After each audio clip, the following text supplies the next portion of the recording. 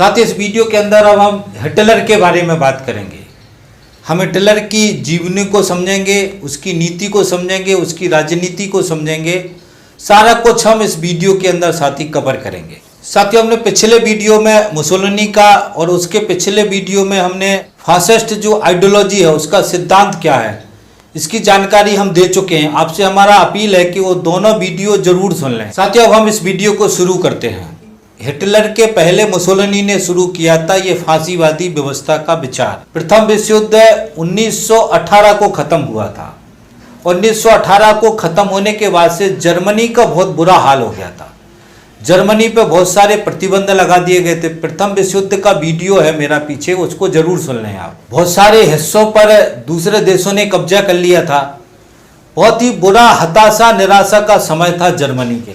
पूंजीवादी व्यवस्था थी, लोकतांत्रिक व्यवस्था थी, उससे लोगों का विश्वास उठ चुका था।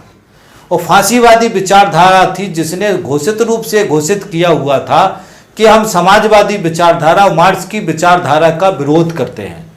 यहाँ उन्होंने नस्ल का उपयोग किया, नस्लवाद का, नस्ल का उपयोग किया हिटलर ने देश को बांटने के लिए, जनता का दिल जीतने के लिए।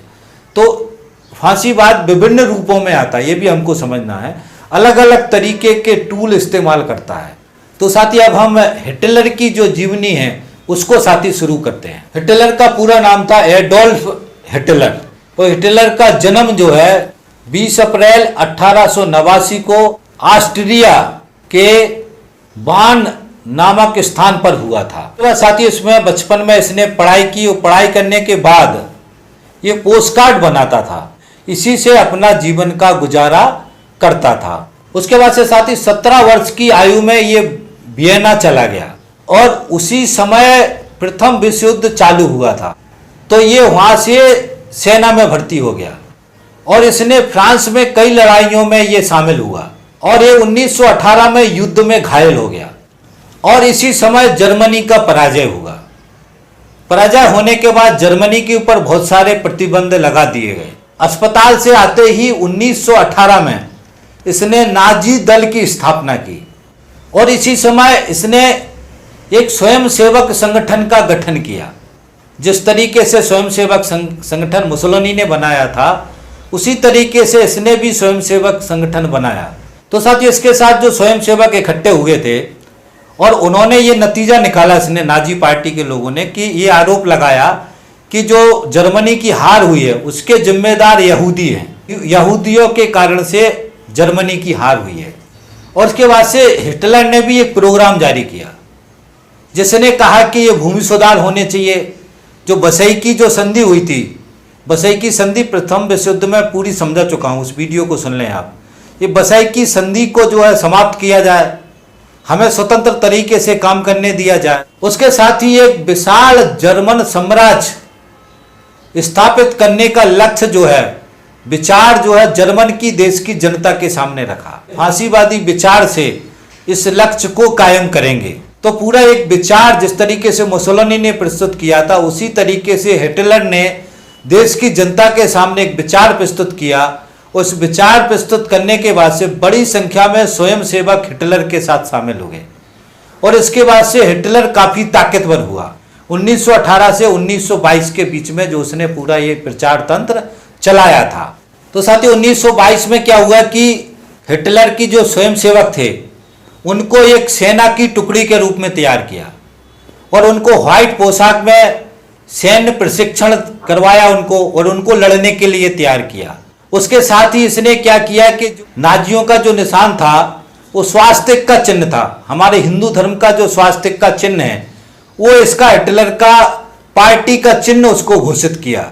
और उसके बाद इसने 1923 में जो सरकार थी जर्मन की उसको उखाड़ने का कोशिश किया, सरकार के खिलाफ विद्रोह किया जिस तरीके से मुसोलिनी ने किया था। तो इस विद्रोह करने में ये विफल हुआ और विफल होने के बाद इसको जेल में डाल दिया। और जब ये जेल में रहा उसी समय इसने मेरा संघर्ष नाम से एक अपनी छोटी सी किताब छापी, अपनी एक आत्मकथा लिखी और लिखने के बाद से उस आत्मकथा के अंदर इसने पूरी जो थ्योरी थी, इसकी आइडियोलॉजी थी, विचार थे, उसको लिखा और जनता के सामने रखा कि मैं ये चाहता हूं, मेरा विचार ये है। और ये जो विचार इसने रखा, इसी को नाजीवाद कहते हैं। नाजी पार्टी का जो था इसका, उसका ये मुख्य सिद्धांत का आधार बनाए, जो इसने मेरी कहानी में या मेरी संघर्ष की कहानी में लिखा था। तो उसमें क्या लिखा था साथी, इसको समझते हैं। इसने कहा जो जर्मन हैं वो आर्य हैं। जो आर्य वाली थ्योरी है, हमको इसको ध्यान रखना कि हमारे देश के अंदर भी जो आर्य वाली थ्योरी है, वो जो हिटलर की आर्य वाली थ्योरी है, ये दोनों थ्योरी बिल्कुल एक हैं, जिसको हमको ध्यान रखने की जरूरत है। उसने कहा कि आर्य जो है, जर्मन आर्य हैं, वो आर्य जो है प्रमुख हैं, आर्य जो है पुराने हैं, वो आर्यों को पूरी दुनिया पर राज करने का अधिकार है, क्योंकि आर्य श्रेष्ठ हैं, आर्य ही श्रेष्ठ हैं। इस नस्ल के ऊपर उसने इस आइडियोलॉजी को गढ़ा। यही आइडियोलॉजी हमारे देश के अंदर भी जो हिंदुत्ववादी संगठन है, जिसमें आरएसएस है और भी संस्थान जो कहते हैं कि आर्य ही प्रमुख हैं। हमारे यहाँ आर्यों के संगठन हैं, बहुत सारे लोग हैं जो अपने आप को आर्य मानते हैं और आर्य प्रमुख मानते हैं। हमारे देश के अंदर आर्यों के नाम पे पुरातन से सनातन धर्म के अंदर भी बहुत सारे जो शुद्धिकरण का अभियान चल रहा था। आर्य हमारे देश में आए थे। जो हमारी हिंदू संस्कृति है, उसको ये कहा जाता है ये आर्यों की संस्कृति है, आर्य ही प्रमुख हैं। तो ये वाली जो थ्योरी है, इसी थ्योरी को हिटलर ने शुरू किया था। हिटलर ने कहा था कि जर्मन आर्य हैं, इसलिए जर्मन जो है प्रमुख हैं, श्रेष्ठ हैं, वो इनको दुनिया पर राज करने का अधिकार है, इन्हीं का हक है दुनिया पर राज करने का। ये था उसका एक बेसिक कॉन्सेप्ट जो उसने जर्मन की जनता को समझाया। और ये आर्य कौन थे जर्मन में? नाजी थे, यहूदियों को कहते थे। यहूदी बाहर से आए हैं और नाजी जो विचारधारा है, जर्मन जो पुराने हैं, यही यहाँ के मूल निवासी हैं, यही आर्य हैं। तो इस आइडियोलॉजी को से उसने देश के अंदर बंटवारा करने का जो एक व्यवस्था है उसको जनरेट किया। जैसा कि हमारे देश के अंदर हिंदू और मुसलमान का जो बंटवारा करने के लिए इस आर्य वाले कॉन्सेप्ट को लेकर के हमारे जो आरएसएस है और जो भी हिंदूवादी संगठन है, वो इसी आइडियोलॉजी से हमारे देश के अंदर बंटवारा करने की कोशिश कर रहे हैं, जिसमें वो वहाँ यहूदियों को टारगेट कर रहे थे, हमारे देश में मुसलमानों को टारगेट कर रहे हैं। ये दोनों थ्योरी कनेक्ट है, इसलिए इसको ध्यान रखने की जरूरत है। आगे उसने कहा कि विश्व की जितनी भी प्रजाति हैं उसमें गोरे आर्य सबसे ज्यादा प्रमुख है। अब इसमें गोरे आर्य, पीले आर्य, काले आर्य, सांवले आर्य, इसमें भी मतभेद है। तो इसमें गोरे आर्य जो है, जितने भी आर्यों की प्रजाति है उसमें गोरे आर्य सबसे ज्यादा प्रमुख हैं। और इसी भावना को नाजीवाद में प्रमुख स्थान दिया गया। यही थी फांसीवादी विचार, यही थी फांसीवादी भावना, जिसको हम बता रहे हैं कि हर देश में अलग अलग तरीके से अलग अलग रूप में आती है। यहाँ वो नस्ल के रूप में आई। उसके आगे उसने कहा कि इसके अतिरिक्त जो अन्य गोरे लोग हैं वो मिश्रित नस्ल के हैं। अतः जर्मन लोगों को ये नैसर्गिक अधिकार है कि वे काले पीले लोगों पर शासन करें और उनको सभ्य बनाएं। यही थ्योरी किसमें है? मनुस्मृति के अंदर है। और इससे उन्होंने स्वयं ये निष्कर्ष निकाल लिया कि दुनिया के जितने भी देश हैं उन देशों पर शासन करने का, राज्य करने का अधिकार जर्मन जो गोरे जो नस्ल के आर्य हैं उनको है। तो स्वतः हमको तो अधिकारी है। इस तरीके का निष्कर्ष निकाल लिया इस नस्ल की विचारधारा से। और इसके आगे आह्वान किया इन्होंने कि जो जर्मनी के अंदर जो श्रेष्ठ जर्मन हैं, जो आर्य हैं, ये श्रेष्ठ नस्ल की को उत्पन्न करें। मतलब आर्यों के जो श्रेष्ठ आर्य है वो उनसे नस्ल पैदा हो, ये शुद्धिकरण वाला काम, उनसे नस्ल पैदा करें और श्रेष्ठ आर्य की नस्ल है उसको पैदा करें। इसका बाकायदा अभियान चलवाया वहां। उसके बाद ये कहा गया कि जर्मन के अंदर जो अशक्त हैं, कमजोर हैं, बीमार हैं, उनको कहा गया कि उनसे बच्चे पैदा नहीं करने, ताकि आगे कोई भी कमजोर और अशक्त बच्चा पैदा ना हो। जो इस तरीके के लोग हैं, इनकी जो पत्नी है, इनकी जो औरतें हैं, उनको बच्चे कौन पैदा करेंगे? शुद्ध आर्य नस्ल के लोग उनसे बच्चे पैदा करेंगे। तो इस पर प्रतिबंध लगा दिया गया बाकायदा कि जो अशक्त है, बीमार है, वो बच्चे पैदा नहीं करेंगे, ताकि जो है सदैव शुद्ध नस्ल पैदा हो और स्वस्थ आर्यों की नस्ल पैदा हो। इस पर बहुत काम किया, बहुत तरीके के कृत दुर्दशा, बहुत तरीके के अभियान, बहुत तरीके के शुद्धिकरण अभियान, बहुत सारी चीजें चली। और ये आइडियोलॉजी जो मैं बार बार कह रहा हूं कि हमारे देश की मनुस्मृति की आइडियोलॉजी और हिटलर की ये नस्लवाद की आइडियोलॉजी बिल्कुल सेम है, इसमें कोई फर्क नहीं है, ये हमको ध्यान रखना है। दूसरा इसमें क्या कहा कि जो यहूदी हैं ये हमारे देश के दुश्मन हैं, ये हमारे देश को जो बर्बाद हो रहा है, जो देश हमारा गड़बड़ हो, इनके कारण हो रहा है, इनसे हमारी नस्ल भी अशुद्ध हो रही है और हमारी नस्ल में मिश्रण हो रहा है। इसलिए ये हमारे देश की समस्या जो है यहूदी हैं, यहूदियों को टारगेट किया। जैसे हमारे देश के अंदर अभी आरएसएस बीजेपी के लोग मुसलमानों को टारगेट कर रहे कि हमारा देश का दुश्मन कौन है, वो मुसलमान है, हर चीज का समस्या कौन है, वो मुसलमान है। इसी तरीके का भाव, इसी तरीके का विधिवत प्रचार जर्मनी में यहूदियों के खिलाफ किया गया। इसको धीरे धीरे साथियों ने प्रचार किया यहूदियों के खिलाफ, और एक समय के बाद जो नाजी जनता थी उसका माइंड सेटअप बना दिया।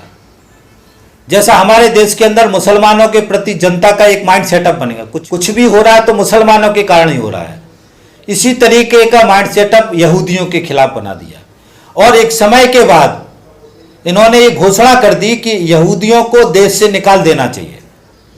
ये हिटलर ने ही कहा कि हमारे देश की जो समस्या यहूदी है, यहूदियों को देश से निकाल देना चाहिए। और जब उसने ये कहा तो देश की जो जनता है, नाजी जो लोग हैं, उनकी बहुमत आबादी थी, उन्होंने हिटलर की इस बात का समर्थन किया।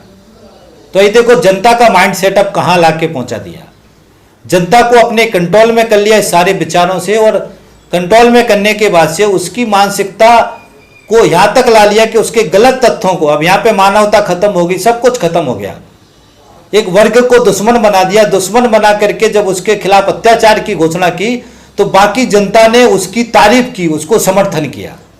तो एक परिस्थिति तो साथी ये थी जो बहुत ही दुखद थी, जो हिटलर ने पैदा की। उसके बाद से दूसरी परिस्थिति समझना है कि साम्यवादी जो समाजवादी लोग थे उनके खिलाफ भी उसने एक परिस्थिति पैदा की, मतलब विरोधी भाव पैदा किया। और उसने वही समझाया कि साम्यवादी जो विचार हैं, रूस से, वैसे ही जर्मनी की जनता रूस से चिड़ी हुई थी। क्यों चिड़ी हुई थी इसको भी ध्यान रखना है, क्योंकि रूस ने ही हरवाया था इसको फ्रांस के साथ मिलके। तो रूस के खिलाफ पहले से जनता को गुस्सा था जर्मनी की, मगर फाइनली इस विचार से पूंजीपति वहां के और खासतौर से धार्मिक जो पादरी थे, जो पोप थे, वो जो है डरे हुए थे साम्यवादी विचारों से, समाजवादी व्यवस्था के विचारों से, और मध्यम वर्गीय वर्ग जो था। तो ये तीनों का गुट जो बार बार बोल रहा हूं, इन्होंने तीनों ने मिलके हिटलर को सपोर्ट किया और ये कहा कि आप समाजवादी व्यवस्था का विरोध करो, इसको हमारे देश में नहीं आने देना और इसको दुनिया से खत्म करो। इसलिए बाद में इटली ने और जर्मनी ने मिलकर के समाजवादी व्यवस्था को, समाजवादी देशों को खत्म करने का एक संधि किया था, आगे बताऊंगा मैं। तो इस कारण से जो ये साम्यवादी जो विचारधारा थी उसका विरोध किया, पूंजीवादी विचारधारा चल नहीं पाई थी, और जो तानाशाही की विचारधारा थी उससे उसने देश को आगे बढ़ाने का बात किया। तो इससे जनता को ये वाली फांसीवाद वाली जो विचारधारा है इसकी दिशा में ले जाने में हिटलर सफल हुआ। इस बात को भी हमको ध्यान रखना। इसके साथ ये भी समझना साथी कि उसने जो पार्टी बनाई थी उसका नाम था राष्ट्रीय समाजवादी जर्मन कामगार पार्टी। अब इसमें फिर देखना, जो भी ये हिटलर हुए हैं इसमें समाजवाद भी है, समाजवादी विचारधारा है, राष्ट्रीयता भी है, और कामगार भी हैं, मजदूर भी हैं, मेहनतकश वर्ग है। तो मेहनतकश वर्ग को अपने साथ में लेने के लिए ये इस तरीके से नाम और इस तरीके से कुछ मुखौटे हैं जो इन तानाशाहों ने लगाए थे, ये भी हमको ध्यान रखना है। और इसने जर्मनी का समाजवाद लाने की घोषणा की थी कि जर्मनी के अंदर हम समाजवाद लाएंगे। तो ये अवधारणा जो समाजवाद की थी उसके खिलाफ में एक नई अवधारणा उसने ये पैदा की। तो राष्ट्र की थ्योरी में उसने जो नस्ल की थ्योरी दी थी उसी के अंदर उसने कहा कि राष्ट्रीयता, राष्ट्र प्रमुख जो राष्ट्रवादी हैं, जिनका राष्ट्र है, जिनका राष्ट्र पे हक है, वो कौन थे? वो आर्य थे। तो राष्ट्रवादी अवधारणा से ही राष्ट्र का निर्माण होगा और इसी से राष्ट्र मजबूत होगा। ये थ्योरी लेके आया राष्ट्र के बारे में। और उसने कहा कि ये जो एक ही तरीके के लोग होंगे, जैसे आर्यों का होगा, आर्यों का देश होगा, तो उसमें एक ही तरीके का नस्ल होगा, एक ही तरीके का परंपरा होगा, एक ही तरीके की भाषा होगी, एक ही तरीके का रीति रिवाज होगा और सभी समान होंगे। तो सभी समान होने के कारण से एक सुदृढ़ राष्ट्र का निर्माण होगा। ये थी राष्ट्र के बनाने की थ्योरी हिटलर की। आगे उसने कहा कि यदि विभिन्न भाषा, विभिन्न तरीके के पहनावा, विभिन्न तरीके के धर्म, विभिन्न तरीके के रीति रिवाज यदि ये देश के अंदर होगा तो देश की एकता नहीं बनेगी, देश एकजुट नहीं हो रह पाएगा। इसलिए एक देश का जो राष्ट्र बनाना है वो आर्यों का जो राष्ट्र है उसी को बनाना है। तो जो राष्ट्र की अवधारणा यहाँ से पैदा की, उसको आगे कहा कि व्यक्ति जो है उसको सारे अपने हित राष्ट्र पर बलिदान कर देना चाहिए। मतलब राष्ट्र के हित के लिए जनता के हित का कोई मतलब नहीं। जनता के हित मारे जाएं, काटे जाएं, तोड़े जाएं तो उसमें कोई समस्या नहीं है। तो राष्ट्र निर्माण के लिए हिंसा, अत्याचार, दमन ये सारा जायज ठहरा देते हैं। इसका परमिशन ले लेते हैं। ये करना ये तो राष्ट्रवादी काम है, राष्ट्रभक्ति है। तो इस तरीके से एक राष्ट्रवाद की, अंधे राष्ट्रवाद की, उग्र राष्ट्रवाद की अवधारणा नाजियों के अंदर डाली गई और नाजी इसकी उद्घोषणा कर रहे थे। और जो सोच थी, इस सोच का उन्होंने शिक्षा में, धर्म में, मनोरंजन सभी जगह इस विचार का विस्तार कर दिया। इस तरीके की अवधारणा देश के अंदर पैदा कर दी और फिर देश जो है, जो ये नाजी थे, हिटलर था, इनका कठपुतली बन गया। जो भी नाजी थे, नाजियों का जो नेता थे, उनका कठपुतली बन गया। देश की जनता उनकी कठपुतली बन गई। वो जो कहते हैं वही सत्य है, वो जिस तरीके का फरमान जारी करते हैं वही सत्य है। इनका एक प्रचार मंत्री था जिसका नाम था जोसेफ गोएबल्स।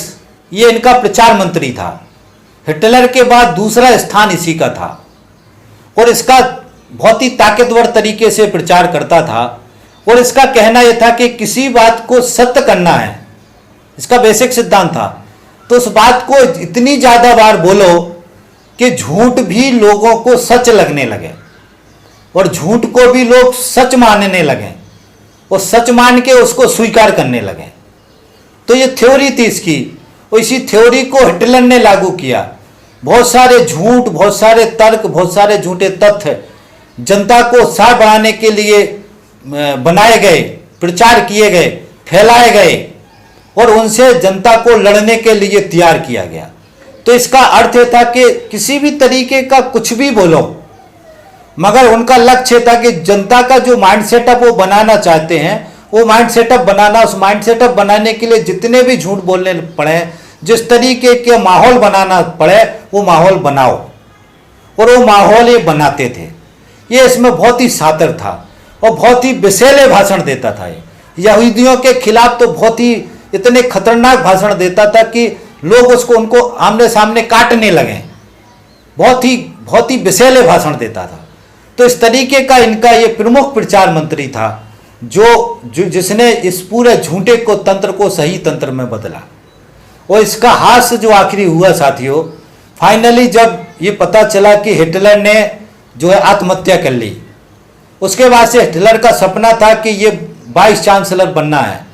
उसके बाद से ये एक दिन के लिए वाइस चांसलर बना और उसके बाद से इसने अपने दूसरे दिन ही अपने परिवार के, इसके 6 बच्चे थे, पत्नी थी, सबको साइनाइड जो जहर है वो खिला करके इसने सुसाइड कर ली।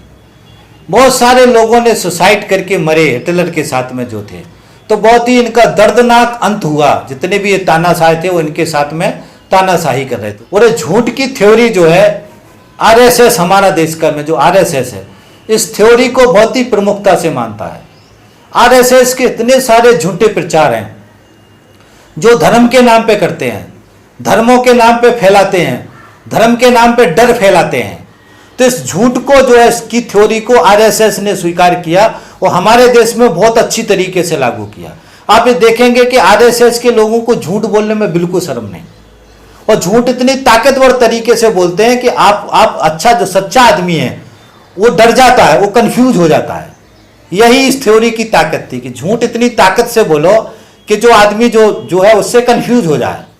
तो इस थ्योरी को आरएसएस ने सीखा। हमारे नरेंद्र मोदी जी कितने सारे झूठे भाषण देते हैं, तो ये बहुत ही महत्वपूर्ण तथ्य है जिसको हमको ध्यान रखने की जरूरत है। उसके बाद साथियों, इनका जो आइडियोलॉजी था नाजियों का, उसमें ये बुद्धिवाद का विरोध करते थे, बुद्धिमत्ता का विरोध करते थे, बुद्धि से, तर्क से बात करने वाली चीजों का विरोध करते थे। वो इनके जो दार्शनिक थे, उन्होंने बुद्धिमत्ता की जगह सहज बुद्धि, इच्छा शक्ति और अंतर्दृष्टि, इसको स्थान दिया। ये जनता के वो टूल हैं जो उस भावना को समझते हैं। जैसे अंतर्दृष्टि का जनता क्या चाहती है उसी तरीके से वो बात करेंगे। जनता की क्या इच्छा शक्ति है, क्या करने के मूड में है, उसी तरीके से उनसे काम करवाएंगे। सहज बुद्धि, इसमें था कि जो भी बात बड़ी आसानी से समझ में आ जाए, बड़ी बुद्धिमानी दार्शनिक बात करने की जरूरत नहीं। छोटा सा बात छोड़ दो और छोटी सी बात छोड़ के वो बात जो है सब में फैल जाए, इस तरीके की बातों को प्रमुखता दी। बुद्धिमत्ता का जो सिद्धांत था उसको नाजियों ने नकारा, और नाजी कहते थे कि व्यक्ति जो है बुद्धि से काम नहीं करता है, व्यक्ति भावना से काम करता है, और व्यक्ति की भावना को समझना, उसकी भावना के हिसाब से काम करना, उसकी भावना को खुरेदना, उसकी भावना को उखाड़ना, उसकी भावना को पैदा करना, ये करवा के व्यक्ति से आप कुछ भी करवा सकते हैं। ये जो है बहुत बड़ा तथ्य साथी, जिसको ध्यान रखना। और यही आइडियोलॉजी हमारे देश में आरएसएस की आइडियोलॉजी है। इसलिए भावनात्मक सवाल, भावना से खेलना, भावनाओं के ऐसे मुद्दे उठाते कि भावना जो है, आपकी भावना जागृत हो जाती है। धर्म के सवाल जो प्रमुख बनाते, धर्म के सवालों में मनुष्य की भावना को खुदेड़ देते हैं, वो आपकी भावनाओं को बिल्कुल तार तार कर देते हैं, तो आप बिल्कुल ओत-पोत हो जाते हैं और कुछ भी करने को तैयार हो जाते हैं। तो इनकी नाजियों की जो समझ थी वो थी कि भावना से आदमी काम लेता है, इसलिए बुद्धि से नहीं, भावना को समझना, भावना से काम करना है। इसलिए इनके साथ जो अधिकांश पढ़े लिखे लोग थे, शिक्षित लोग थे, बुद्धिजीवी थे, वो भी जो है इनके साथ मूर्खों की तरह की बात करते थे। मतलब बुद्धिमत्ता की बात नहीं करते थे, तर्क की बात नहीं करते थे। जिस तरीके की सवालों की भावना इन्हें पैदा की थी, तो इसी तरीके से वो बात करते थे। और कहीं भी सत्य विचार, सही विचार करने की उनकी क्षमता खत्म हो गई थी। तो देखो इसमें कैसे बुद्धिजीवियों को भी इस विचार ने खत्म कर दिया। जनता के असल जो बुद्धि है उसको नष्ट करने का काम किया, जनता की भावना से खेलने का काम किया। तो एक विचारधारा थी जो नाजियों ने, वहां पे जो नाजी जनता थी उनके साथ इस तरीके के विचार पैदा किए। और आगे नाजियों का कहना यह था कि यदि उसकी भावना से, जो समझ से उसको अपने पक्ष में कर लिया जाए, उसके दिमाग को अपने कंट्रोल में कर लिया जाए, उसकी समझ को अपने बस में कर लिया जाए, तो उससे आप फिर बड़े से बड़ा झूठ उससे मनवा सकते हैं। बड़े से बड़े झूठ को वो सत्य मान लेगा, बड़े से बड़े झूठ का प्रचार आप उस पूरी मानसिकता के जो लोग हैं उनसे करवा सकते हैं। इसलिए आगे उन्होंने कहा कि बुद्धि का उपयोग करने से असहमति बढ़ती है, इसलिए बुद्धि का उपयोग करने की जरूरत नहीं है। उसके आधार पर उनको तैयार करके फिर उनसे जो मनवाना है, झूठ से झूठ जो करवाना है वो करवा सकते हैं। इस आधार की भावना को तैयार करके एक शक्तिशाली और सफल संगठन का निर्माण कर सकते हैं। बुद्धिमत्ता से ये संगठन नहीं बन सकता है। आगे उन्होंने कहा कि एक शक्तिशाली राष्ट्र बनाने के लिए लोगों को बुद्धिमान बनाने की जरूरत नहीं है। बुद्धिमान बनाने से ज्यादा जरूरी यह है कि उनको आप एक अच्छा नागरिक बनाएं। अच्छा नागरिक का अर्थ क्या है? जो उन्होंने पहले अपने विचार के आधार पर समझाया। और आगे उन्होंने कहा कि और ये जो जनता है उनके लिए तर्क करने की शिक्षा या दर्शन की शिक्षा, वैज्ञानिक शिक्षा, ये सारी शिक्षा देने की जगह शारीरिक शिक्षा दें, नैतिक शिक्षा दें और औद्योगिक शिक्षा दें। अब इस शिक्षा नीति को समझना है हमको। ये सब चीज़ें बहुत ध्यान से सुनते जाना, क्योंकि हमारे देश में सब चीज़ें घटित हो रही हैं। आगे कहा उन्होंने कि उच्च शिक्षा केवल जो जर्मनी के जो शुद्ध जर्मनी के लोग हैं, जो शुद्ध आर्य हैं, शुद्ध प्रजातियों के लोग हैं, उन्हीं को केवल उच्च शिक्षा देनी चाहिए। बाकी के जो लोग हैं, बाकी की जो जनता है, उनको भी उच्च शिक्षा देने की जरूरत नहीं है। और आगे उन्होंने कहा कि जो राष्ट्र के प्रति अगाध विश्वास रखते हैं, उन्हीं को उच्च शिक्षा देनी चाहिए। और अगाध विश्वास करने वाले कौन से लोग हैं इस विचारधारा में? आर्य, जो पुराने आर्य जो है, जो पूंजीपति है, पुराने आर्य जो है, जो कुलीन वर्ग में है, संपन्न परिवारों में है, जो पूंजीपति हैं, जो संपन्न परिवारों में है, उन्हीं को उच्च शिक्षा देनी चाहिए।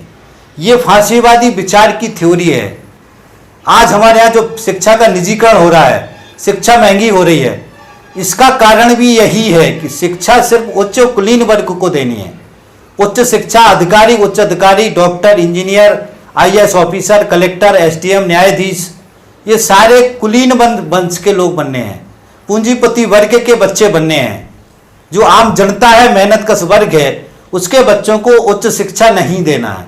ये हथियार है, डंडे हैं, राजनीति में कैसे चलते हैं, इसको ध्यान रखने की जरूरत है। आगे उन्होंने कहा कि जो नेता हैं, उनके नेताओं को भी केवल इतनी बुद्धि देनी है कि वो जनता की मूर्खता का लाभ उठा सकें और अपना जो कार्यक्रम है वो बना सकें और उसको अपने कार्यक्रम को लागू करा सकें। इससे ज़्यादा नेताओं को भी ज़्यादा बुद्धि देने की जरूरत नहीं है। ये है नाजियों की समझ, जो हिटलर की आइडियोलॉजी है। और जो ये आबुद्धिवाद का उनका थ्योरी था, इस आबुद्धिवाद से उन्होंने बहुत सारे निष्कर्ष निकाले, बहुत सारी अलग तरीके की थ्योरी जनरेट की और इससे एक नई तरीके की विचारधारा, एक नई राजनीतिक विचारधारा को जन्म दिया। ये साथियों विचारधाराएं कैसे बनी?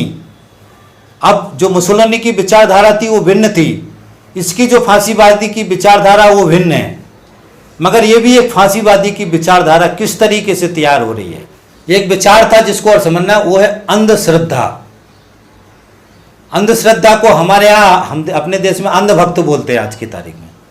अंधश्रद्धा, बिना सोचे समझे जो हम श्रद्धा करते हैं लोग।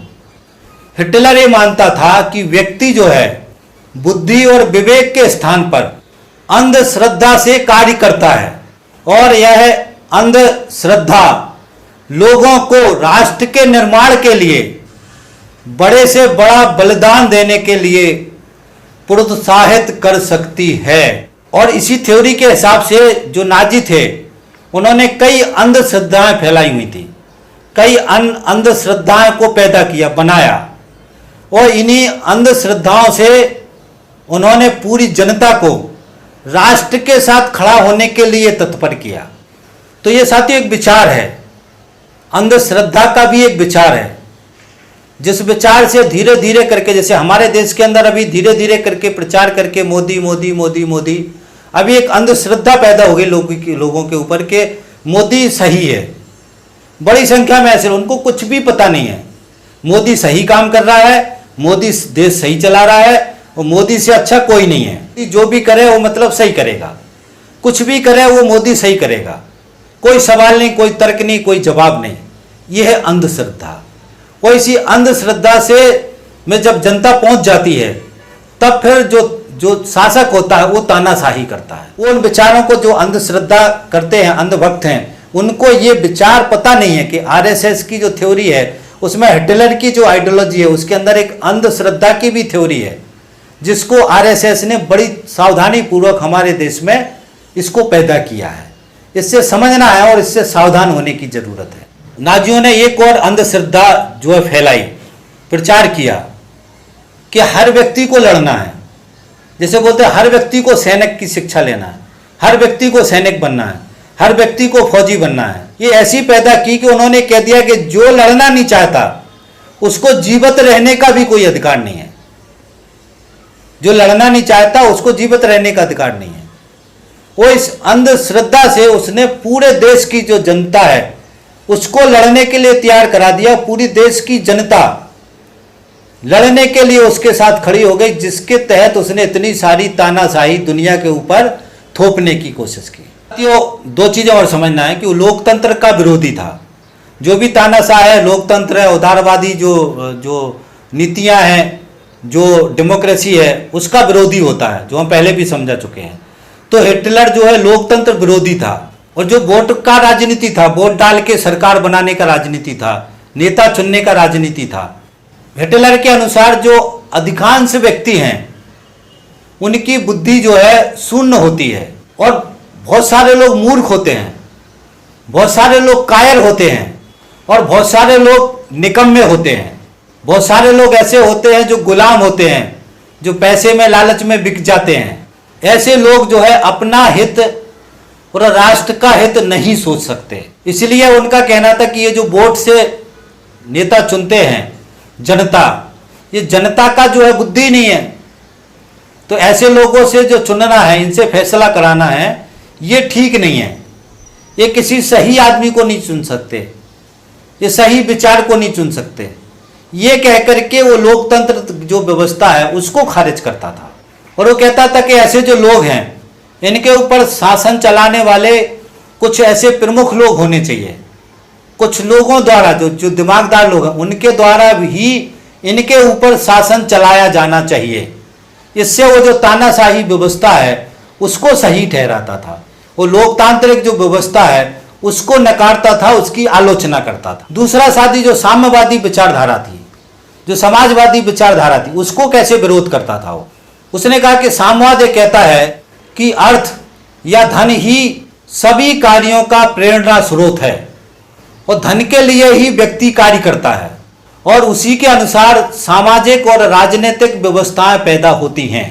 तो इसका ऐसे कटाक्ष करता है कि क्योंकि परिस्थिति ऐसी है कि अधिकांश जो व्यक्ति हैं वो तो मूर्ख हैं, वो कहता था, परंतु अधिकांश जो व्यक्ति हैं वो बुद्धिहीन हैं, और बुद्धिहीन होने के कारण से वो अपने हित सोचने में सक्षम नहीं है। इसलिए जो साम्यवादी व्यवस्था है, वो जो पूंजीवादी व्यवस्था है, इससे भी बुरी व्यवस्था होगी। ये कह करके वो साम्यवादी व्यवस्था का आलोचना करता था, विरोध करता था। अब साथियों, हम जो है इसका जो घटनाक्रम का है उसको थोड़ा समझ लेते हैं कि हमने जो समझाया था, आपने इसने विद्रोह किया, विद्रोह करने के बाद से इसको जेल में डाल दिया, जेल में डालने के बाद से वहाँ से इसने मेरा संघर्ष नाम की एक किताब छापी और लोगों के सामने बांटी। उसके बाद साथियों, ये जब वहाँ से जेल से रिहा हुआ, रिहा होने तक इसका काफ़ी प्रभाव बढ़ चुका था, काफ़ी ये ताकतवर हो चुका था। और 1930-32 का समय था जब तक बेरोजगारी बेतहाशा बढ़ गई थी, देश की अर्थव्यवस्था का बहुत बुरा हाल हो गया था, बहुत ज़्यादा देश की हालत खराब थी। इसी समय में 1932 में इसने राष्ट्रपति का चुनाव लड़ा, जिसमें राष्ट्रपति का चुनाव ये हार गया, मगर नाजी दल को 230 सीटें मिली। ये बहुत बड़ी ताकत हो गई नाजी दल की। और 1933 में ये चांसलर बन गया, और चांसलर जैसे ही बना, इसने बनते ही इसने जो संसद थी उसको भंग कर दिया 1933 में। उसके बाद से इसने क्या किया, वही किया जो मुसोलिनी ने किया था। जो जितने विरोधी दल थे, साम्यवादी विचारधारा के जो लोग थे, उनको सबको जेलों में डाला, उनको जो है उनके ऊपर अत्याचार किए, उनके ऑफिसों पर कब्जा किया, और जो गोयवल्स था उसको प्रचार मंत्री बनाया, और जो कार्यकारिणी थी वो कानून बनाने की जितनी सारी शक्तियां थी वो अपने हाथ में ले ली। विपक्ष खत्म हो गया, विरोध खत्म हो गया, विपक्षी दल खत्म हो गए, सारे जो नेता थे उनको जेलों में डाल दिया, सब कुछ अत्याचार करके सारा नष्ट कर दिया, और खुद एक ताकतवर बन गया, खुद ही सारी ताकत अपने हाथ में ले ली। यही तानाशाही है। और 1934 में अपने आप को जो है सर्वोच्च न्यायाधीश भी घोषित कर दिया। सब कुछ हिटलर ही बन गया, सब कुछ खुद ही बन गया, और उसी साल राष्ट्रपति भी बन गया। और 1933 से लेकर के 1938 के बीच में ये वो समय था जब यहूदियों की बेतहाशा हत्या करवाई गई। यहूदियों को जो वो जहर वाली कोठियाँ थीं उसमें डाल के मारा गया, यहूदियों को ख़त्म किया गया। जब सारी शक्ति इसके हाथ में ले ली इसने, फिर इसने यहूदियों के ऊपर दमन चालू किया, बहुत ही बड़ा नरसंहार किया। और 1933 के बाद इसने शुरू कर दिया था सैन्य शक्ति को बढ़ाने के लिए। और 1933 में ये बोल दिया कि जर्मनी का हर आदमी सैनिक बनेगा, हर आदमी सैनिक की शिक्षा लेगा। तो यहाँ से सैन्यीकरण जो है, सैनिक ताकत बढ़ाने का काम इसने 1933 से शुरू कर दिया था। और 1934 से ही इसने सैन्य अभियान शुरू कर दिया। पोलैंड के ऊपर दबाव डाला तो उसके साथ संधि की, और जो ऑस्ट्रिया थी, ऑस्ट्रिया के चांसलर की हत्या कर दी और उस पर कब्जा कर लिया। उसके बाद से रूस, फ्रांस, चेकोस्लोवाकिया और इटली से भी संधि की। यहाँ से क्या ये एकदम से सैन्य अभियान, ताकत, लड़ना उस वाले मूड में आ गया था। तो बाकी देशों से भी इसने अलग अलग तरीके से संधि की। ब्रिटेन के साथ भी संधि की और ब्रिटेन को ये कहा कि 35% तुम्हारी जो ये जल सेना है उसको उसके पास रहेगी, वहाँ रखने की छूट दे दी।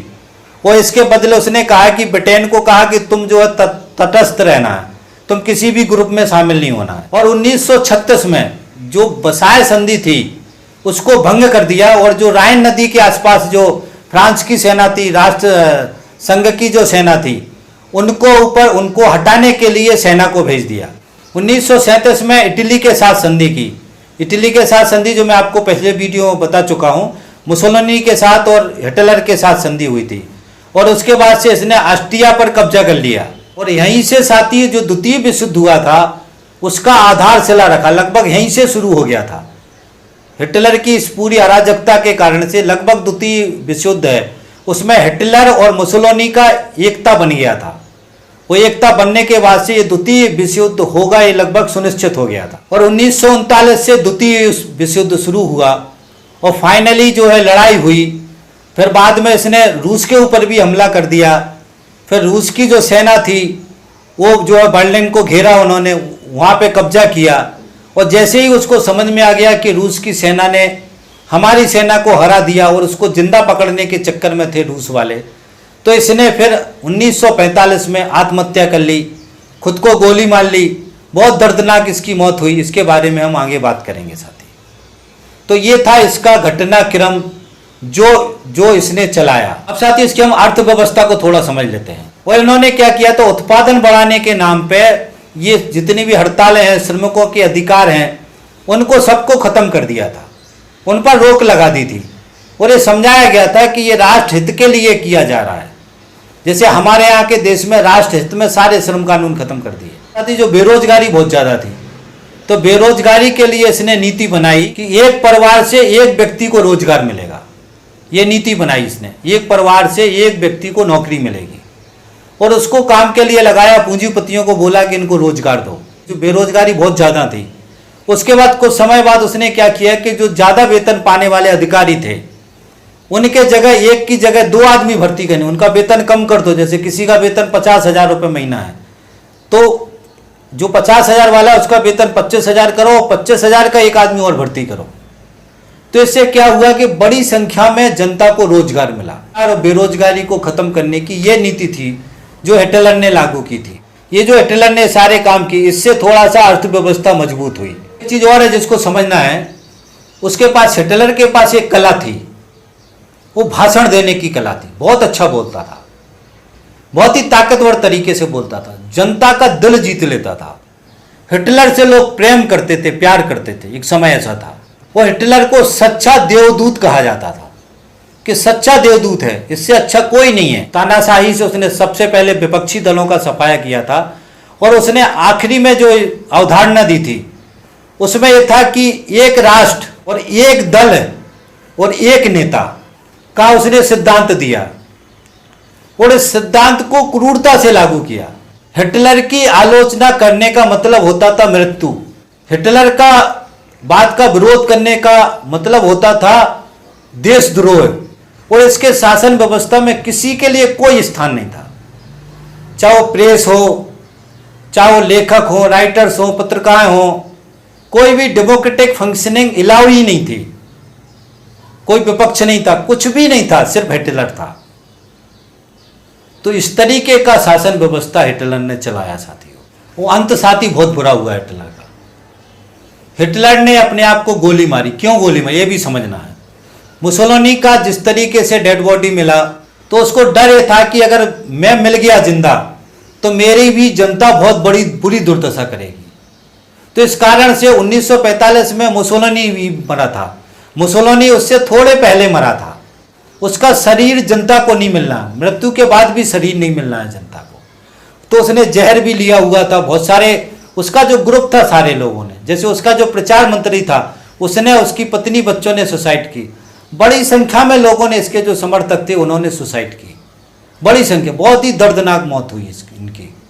तो ये साथियों जो हिटलर था, तानाशाह था, इस तानाशाही की बहुत ही दर्दनाक मौत हुई और इसके मौत के बाद से दुनिया ने राहत की सांस ली और उस समय तक इसने जर्मनी को बर्बाद कर दिया था, जर्मनी की अर्थव्यवस्था को बर्बाद कर दिया था। तो उसके बाद से साथियों दोबारा फिर जर्मनी की अर्थव्यवस्था धीरे धीरे करके पटरी में आई। तो ये साथियों हिटलर की हिस्ट्री थी जो मैंने आपको समझाई। साथियों मेरा निवेदन है आपसे कि ये जो पूरी आइडियोलॉजी मैंने समझाई है हमारे देश के अंदर, ये बहुत ही चिंताजनक पहलू है। अभी मैं वो विस्तार से समझाऊंगा।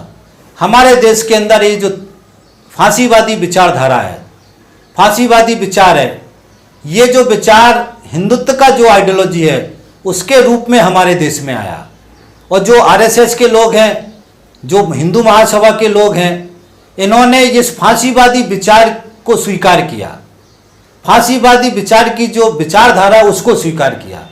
इसलिए मैंने जो आपको फांसीवादी विचार का वीडियो बताया और मुसोलिनी का जीवनी बताया और हिटलर का बताया, ये आप अगर सुन लेंगे तो आप हमारे देश की जो नरेंद्र मोदी की सरकार है, जो आरएसएस की सरकार है, इस सरकार की सारी नीतियां आपको इसी फांसीवादी विचार के हिसाब से चलती हुई दिखेंगी और फांसीवादी विचार से इस देश को ये कहाँ ले जाना चाहते हैं ये आप समझ पाएंगे कि इस किस तरीके की तानाशाही पैदा करना चाहते हैं और किस तरीके से हमारे देश को एक अंधे कुएं में डालना चाहते हैं जिससे देश का भला कभी नहीं होगा। हमने दो तानाशाहों को देखा है, दो तानाशाहों के इतिहास को पढ़ा है और दो तानाशाहों के खत्म होने के बाद से ये फांसीवादी विचार की विचारधारा दुनिया में नष्ट हो गई है।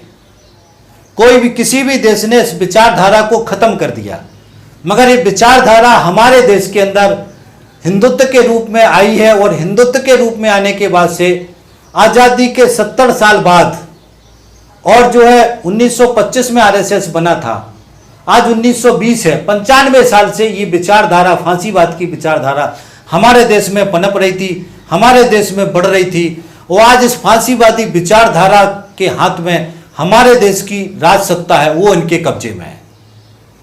तो अब उस सत्ता से वो अपने फांसीवादी जो चरित्र है उस चरित्र को हमारे देश के ऊपर लागू करना चाहते हैं, जिसको वो हिंदुत्व की विचारधारा कहते हैं, हिंदू धर्म का राष्ट्र कहते हैं कि हम हिंदू धर्म का राष्ट्र बनाना चाहते हैं। ये एक विचार है, एक राजनीतिक विचार है जिसको हमको समझने की जरूरत है। इससे कभी देश का भला नहीं होगा सकता। एक धर्म, एक भाषा, एक राष्ट्र, एक नेता, एक पार्टी, ये नहीं हो सकता है हमारे। ये करने की कोशिश करेंगे तो देश बर्बाद हो जाएगा, देश नष्ट हो जाएगा। और फांसीवादी विचार में जिस तरीके से लड़ाई, दंगे, झगड़े, किसी से भी लड़ना है, फौज, सेना, नशा, ये जो विचार के अंदर है, ये अभी आरएसएस के अंदर और हमारे देश के अंदर ये पैदा कर रहा है। इससे कुछ नहीं होगा, हमेशा देश नष्ट हुआ है। इतिहास बताता है इतने बड़े बड़े युद्ध हुआ है, इतने बड़े बड़े युद्ध हुए हैं, युद्धों से देश नष्ट हुए हैं। इसलिए हमारे देश के अंदर जो डेमोक्रेटिक विचारधारा, लोकतांत्रिक जो विचार हैं, जो हमारा संविधान है, जो समाजवादी लोकतांत्रिक जो व्यवस्था है, शासन प्रणाली है, इसको हमारे देश ने स्वीकार किया है। इसी व्यवस्था को हम आगे बढ़ाएं, इसी व्यवस्था के जो मूल्य है उसकी रक्षा करें।